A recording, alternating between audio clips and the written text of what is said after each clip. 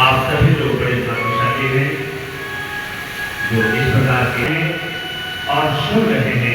ये दोनों बड़े भाग्यशाली लोग हैं।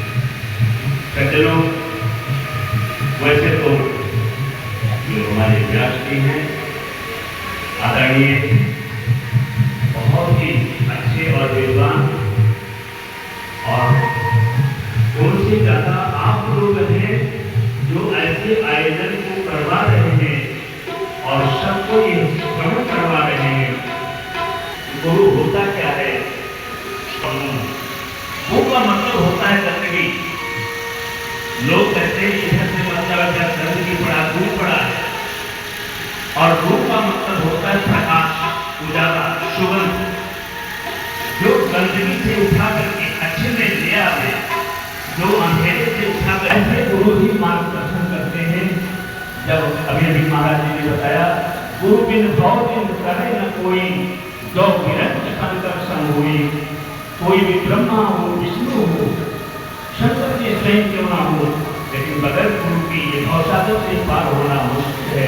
इसलिए अगर आप भवसागर से पार हो जाना चाहते हैं तो आप गुरु शब्द को हृदय में धारण करें, गुरु के बताए हुए मार्ग का अनुसरण करें और अच्छे चीजों को, अच्छी गति को पार करें, प्राप्त करें। उसी प्रकार से जैसे भागवत में 4 अक्षर है, उन चारों अक्षरों का अलग अलग मतलब है।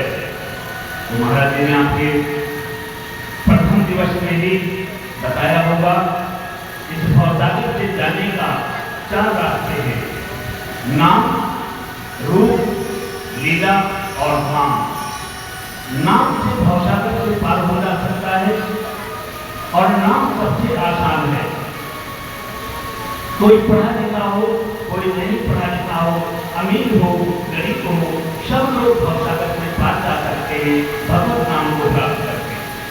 लेकिन जब तक गुरु की कृपा नहीं होती है, वह नाम विस्तार नहीं होता है।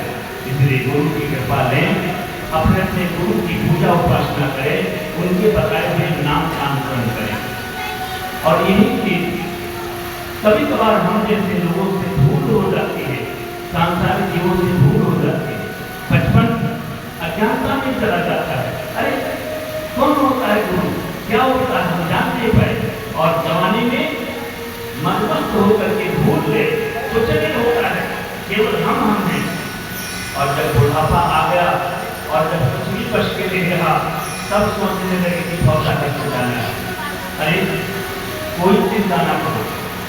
यहाँ तक एक संत ने फरमाया है, गुजरी उम्र जो तेरी उसका भी कर्म मत कर, बाकी उम्र जो तेरी उसका सुधार कर। जितना बीत गया कोई टेंशन नहीं, लेकिन जो बाकी बचा है उसको सुधार कर ले। ऐसे भागवत में रंग गई और अपना बेड़ा पार करें।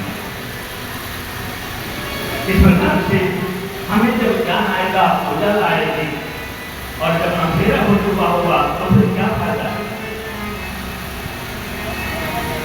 एक शब्द जी फरमाते हैं, आइए ध्यान से सुने।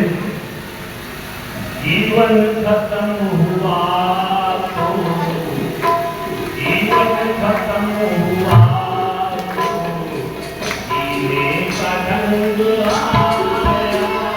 जीवन खत्म